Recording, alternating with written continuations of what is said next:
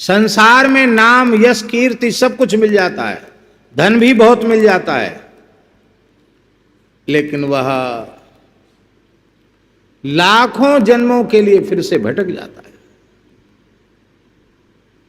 बड़ा भारी पाप कर रहा है अपने साथ यदि भगवान की विशुद्ध उपासना के मार्ग को छोड़कर किसी दूसरी ओर जा रहा है।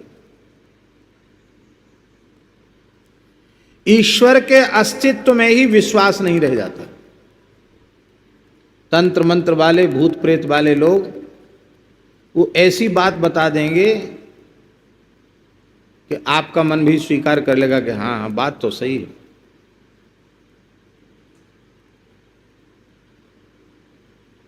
अरे देखो आसुरी शक्तियां तो कितनी ताकतवर होती हैं। रावण ने ललकारा तो देवन तके मेरु गुरु खोहा, देवता सब चंद्र सूर्य और इंद्र वरुण कुबेर सब मेरु मंदराचल के गुफाओं में चले गए। क्या इनमें ताकत, क्या देवताओं को भजना। पुराणों के उदाहरण दे देंगे कि विष्णु भगवान भी भाग रहे हैं, शंकर जी भी भाग रहे हैं, ब्रह्मा जी भी भाग रहे हैं। क्या इनको भजने से? देखो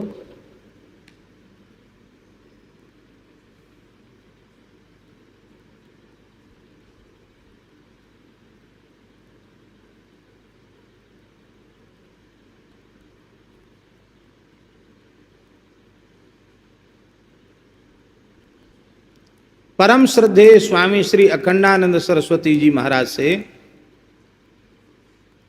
स्वयं हमने उनके मुखारविंद से एक प्रसंग सुना था। हमारे मोहल्ले में वृंदा वाटिका है जो इस समय मलुक पीठ का ही एक अंग है। वहां परम श्रद्धेय स्वामी श्री सरदाचार्य जी महाराज विराजते थे। बड़े अद्भुत गायत्री के उपासक थे। 7 पुरस्चरण गायत्री के उन्होंने किए थे केवल गाय का दूध पी करके। कितने पुरस्चरण? ललाट ऐसा चमकता था, बिना तिलक लगाए कभी बैठे हों तो ऐसा चमकता था ललाट के, आपके शरीर की छाया ललाट पर पड़ती थी, प्रतिबिंब ऐसा चमकता था ललाट। वृद्ध थे पर देखते ही लगता था कि ये कोई बहुत दिव्यात्मा है। बहुत कम बोलते थे और बड़ी सधी हुई परिष्कृत भाषा बोलते थे। हमसे बड़ा स्नेह करते थे। हमको राघवेंद्र प्रभु कहते थे, राघवेंद्र प्रभु।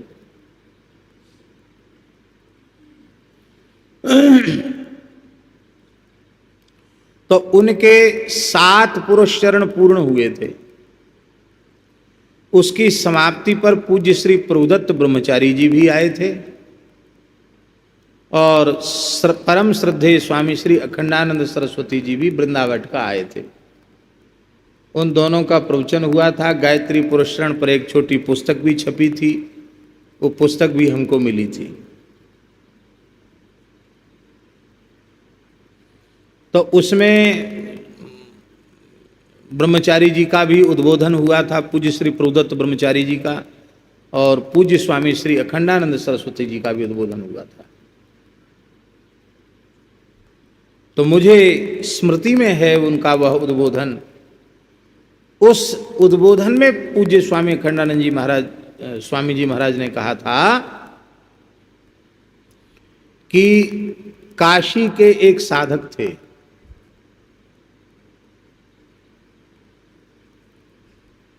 तीन पुरस्चरण गायत्री के किए सभी दी, विधि पूर्वक मौन रह करके, जौ खा करके, गोबर वाले जौ खा करके, भूमि शयन करके, कुशा पर शयन करके, पूरा विधि पूर्वक 3 पुरस्चरण गायत्री के किए। इसके बाद उनके मन में श्री कृष्ण दर्शन की इच्छा उत्पन्न हुई। तो किसी महानुभाव से कृष्ण मंत्र लिया उन्होंने, गोपाल मंत्र लिया, और गोपाल मंत्र के भी पुरस्चरण करने लगे भगवत दर्शन के लिए। 18 अक्षर का है गोपाल मंत्र। अष्टादशाक्षर गोपाल मंत्र के पुरस्चरण में लग गए। 3 पुरुषण में कितना समय लगा होगा?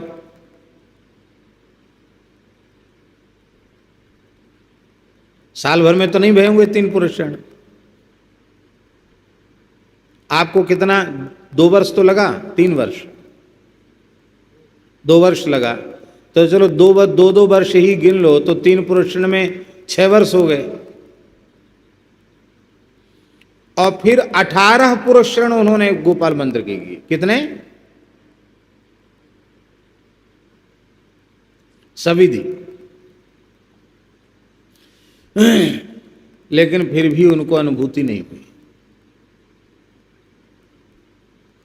तो ब्रह्मचारी थे, शास्त्रों को पढ़े हुए भी थे, तो उनके मन में ग्लानि हो गया। अरे बोले कुछ नहीं है, न तो गायत्री जी ने हमें निहाल किया, न गोपाल जी ने निहाल किया।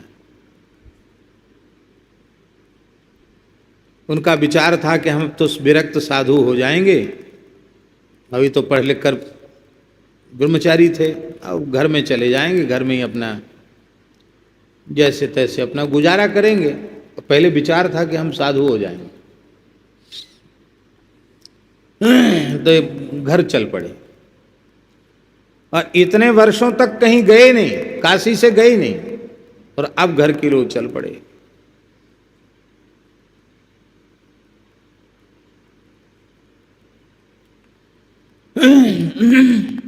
अभी गंगा के किनारे किनारे चल रहे थे,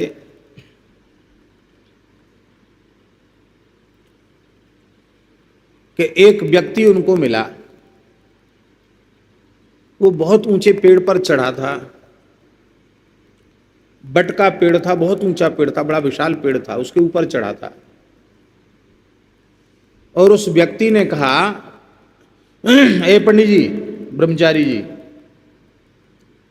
वो हमारी कुल्हाड़ी हाथ से छिटक के नीचे गिर गई है, हमको थोड़ा कुल्हाड़ी दे दो। तो ब्रह्मचारी जी बोले कि और तो सब कुछ हम पढ़े सीखे, पर पेड़ पर चढ़ना हम नहीं सीखे, हमको पेड़ पर चढ़ना नहीं आता है, और तुम इतने ऊपर टुनंग पे बैठे हो, हम कैसे तुमको कुल्हाड़ी उठाएंगे? अरे बोले थोड़ा हाथ ऐसे तो करो। तो उन्होंने कहा ठीक है। तो कुल्हाड़ी लेकर ऐसे किया, तो उस व्यक्ति ने ऊपर से ही अपना हाथ लंबा किया, हाथ बढ़ता चला गया, लंबा हाथ, नीचे से उठा लिया, ले लिया, फिर काटने लग गया। अरे बोले वाह, इतने दिन काशी में रहे, कोई सिद्ध नहीं मिले, यही बड़ा सिद्ध है। वाह, बहुत अच्छी बात, यही सिद्ध पुरुष है। लकड़ी काट करके जब वो नीचे आया,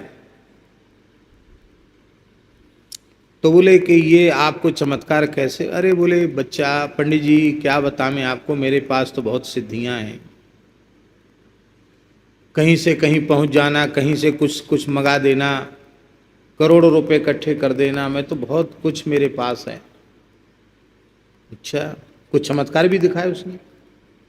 एक चमत्कार तो देख ही लिया था कि वहीं से हाथ लंबा किया और कुल्हाड़ी उठा लिया। तो बोले ये क्या है, किसका प्रभाव है? तो बोले ये प्रभाव है, हमने एक प्रेत को सिद्ध कर रखा है, एक मसान के प्रेत राज को सिद्ध कर रखा है, उसी के प्रभाव से ये सब है। तो ब्रह्मचारी जी के मन में आया कि भैया हमारी गायत्री और गोपाल जी से तो अच्छे प्रेतराज ही हैं, जो इस आदमी को इतनी सिद्धियां उन्होंने दे दी और गोपाल जी गायत्री जी ने कुछ नहीं दिया। तो उसने कहा कि हमको भी बता सकते हैं? अरे बोले हाँ, हम तो खोज रहे हैं, कोई चेला बनने को मिले तो सही, तुम्हारे जैसा विद्वान मिलेगा तो हमारा सौभाग्य होगा।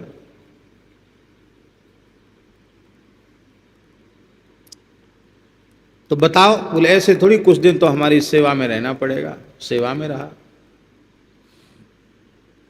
ये जो होते हैं ना तामसी उपासना वाले, ये पहले अपने निकट वाले को पथभ्रष्ट करते हैं, कुछ अपना जूठा खिला देंगे, कुछ ऐसा कर देंगे जिससे बुद्धि मारी जाएगी प्रभु, क्योंकि जब तक व्यक्ति अशुद्ध नहीं होता तब तक इनका प्रभाव चलता नहीं है।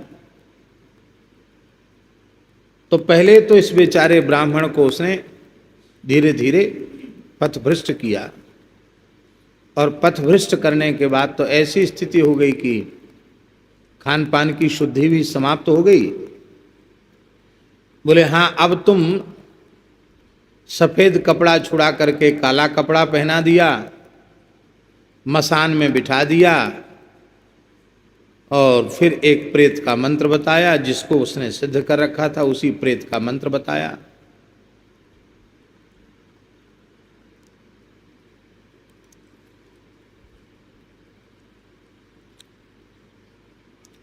मुर्दा की छाती पर बैठकर जपने का था। अर्धरात्रि के समय मुर्दे की छाती पर बैठ करके उसको जपने लगे। तो वो शक्ति जो थी, बहुत ध्यान से सुने, वो जो शक्ति थी वो आई, तो उसके जो उस गुरु था ना तंत्र वाला, उसने कह दिया था कि देखो सिद्धि आवेगी तो तुम स्वीकार कर लेना, डरना नहीं। वो पीछे खड़ी थी सिद्धि, वो प्रेतराज।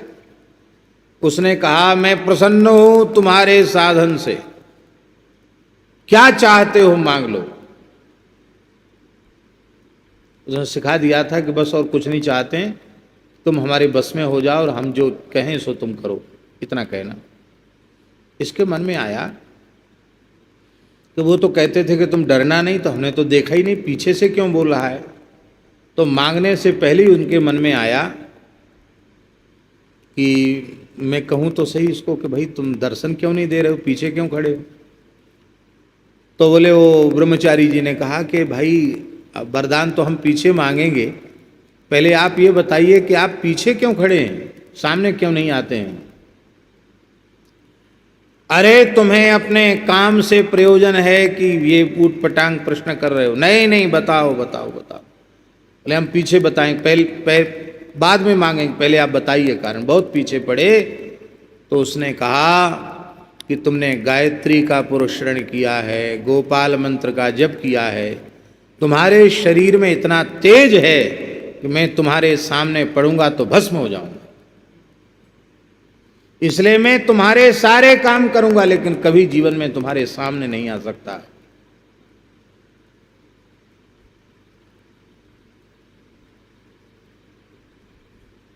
तो बोले फिर हमें तुमसे कुछ नहीं चाहिए, तुम जाओ। वो तो गया, लेकिन वो जाते जाते उपद्रव करके गया, वो बेहोश हो गया, मूर्छित होकर गिर गया, क्योंकि सिद्धि को लौटाने का भी प्रभाव तो आता ही है। वो बेहोश होकर गिर गया, मूर्छित हो गया, फिर होश में आया और गुरु उसका बैठा बैठा सब देख रहा था क्या हो रहा है। तो भाई तुमने ऐसा अवसर क्यों खो दिया। बोले हमने अपना धर्म बिगाड़ा, तुम्हारा जूठा खाया, जो नहीं खाना चाहिए वो खाया, जो नहीं पीना चाहिए वो पिया, काला कपड़ा पहना, संध्या गायत्री छोड़ी, सब छोड़ दिया।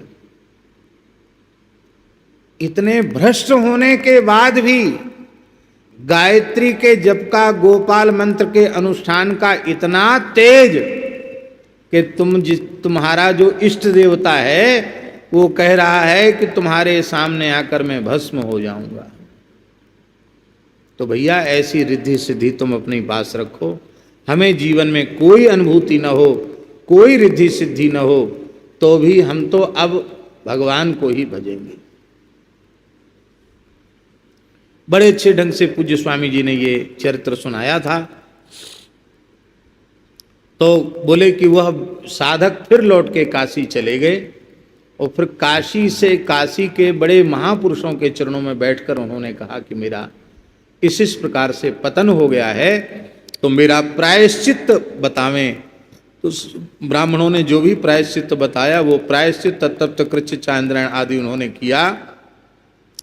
बहुत समय तक पंचगव्य पर ही वे रहे और इसके बाद फिर भी अच्छे साधक हुए, नैष्ठिक ब्रह्मचारी रहे, अच्छे साधक।